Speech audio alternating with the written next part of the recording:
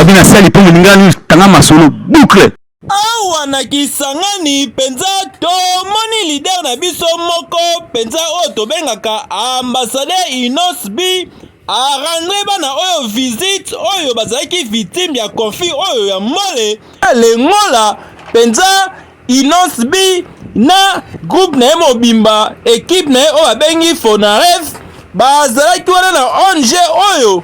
penza ya kolakisa oyo ekumamaka epai ya ye moko Madame Gracia Kombe penza jeune oyo jeune leader a participaki na activité oyo penza ya kotala bana komemela bango mwa eloko jeune leader na biso penza Inos B ambassadeur ozali danger pe okozala danger kaka na Congo. Awa penza na Kisangani basepeli bamoni Inos B artiste leader na bango ya RD Congo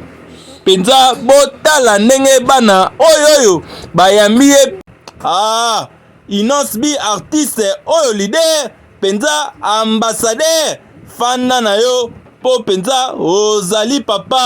ozali papa yoka penza bana ndenge bazosepela na yo vraiment bayembi kutu banzembo awawa olie na bana ezalaka nde boye penza biso awa na Lingala News topesi olongo na papa kene liboso leader de leader Inos B ezalaka nde boye.